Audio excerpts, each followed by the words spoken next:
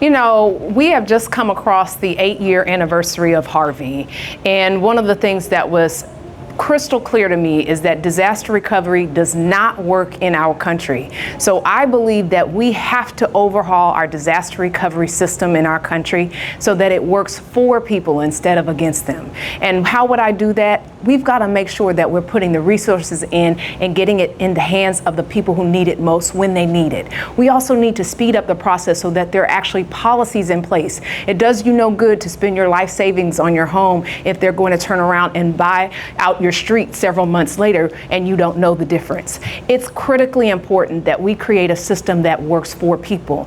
Also, one of the major gaps in disaster recovery in our country has been the lack of appropriate case management. It is very complicated to navigate the web of options and denials that people often experience when they are trying to seek recovery and to fully get back on their feet. And so having federal, state, local case managers that can assist you as you navigate through this complicated process, I believe is essential.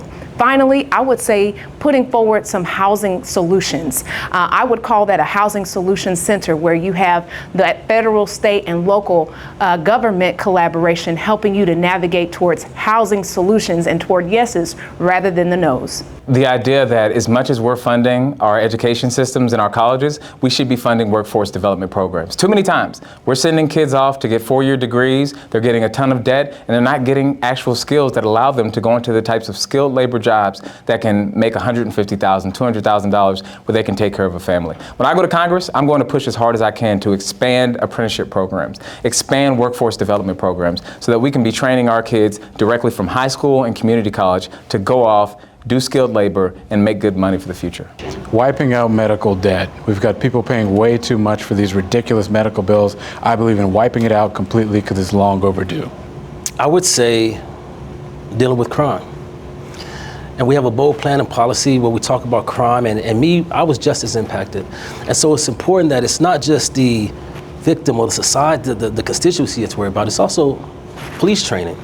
And so what I would like to propose is to utilize in the Department of Homeland Security that includes mental health resources, community-based resources that works with organizations and communities. And we want to identify the top 10 high crime cities in America and deploy some federal resources to those cities that can bridge the gap between the community as well as law enforcement. Because it's one thing when John Whitmire goes around and roll up the troops and just go into in the heat of the night and lock people up.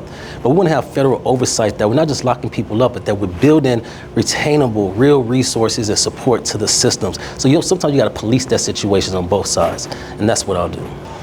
I think that we should legalize marijuana federally. I believe that we have too many people in jail, especially black and brown men, who have been accused of crimes related to marijuana. And whether or not they committed these crimes or not, we should not be putting people away for decades because of petty crimes related to marijuana. When we legalize marijuana, we not only allow for the elimination of people that have been wrongfully jailed, but we also allow for us to regulate this substance and to make sure that children who should not be using it are not able to buy it off of the street, and that people are able to purchase it in a way that is safe.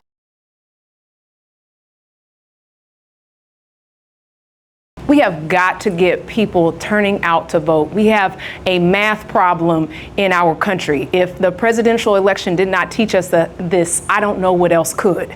The way that we go about fixing it isn't to do what Karl Rove did several years back when the Republicans had their math problem. He took the conservatives, the fiscal conservatives, and then he added in the evangelical Christians.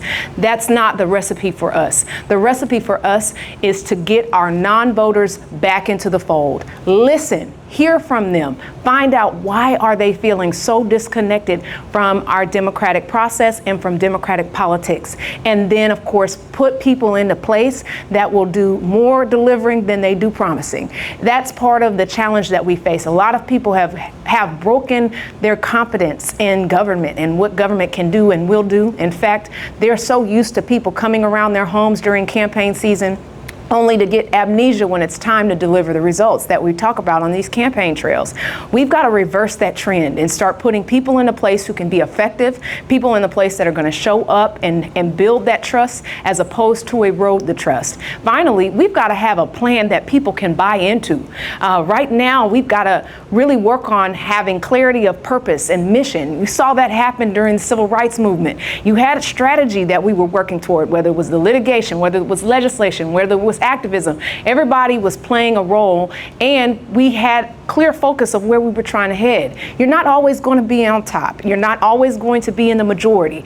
But the question is, what do you do when it's time to fight, and how do you strategize in a way that gets results? The cancer cluster in Fifth Ward. This is an issue that has been there for generations, and I was proud to partner with the late Congresswoman Sheila Jackson Lee and other elected officials to draw attention to it that brought the EPA in. But we've seen that under Trump's EPA, the testing out there has languished, and none of the residents are getting the promise that they got from the federal government to intervene, to make sure that they're protected and that the land is no longer contaminated. Regardless of whether I win this election, I will continue to be out in Fifth Ward advocating for the families out there to make sure that the cancer clusters are not spreading, that we're not seeing more people getting sick in our communities. They need a champion, and I'll be that regardless of whether I'm in Congress or not. I'm focused on winning this election, and when we do, we're going to stand up to Trump and every Republican that's standing in the way, and that mission will never change. Oh, I'm built different. This is just the beginning. This seat is just a small, we're here to stay.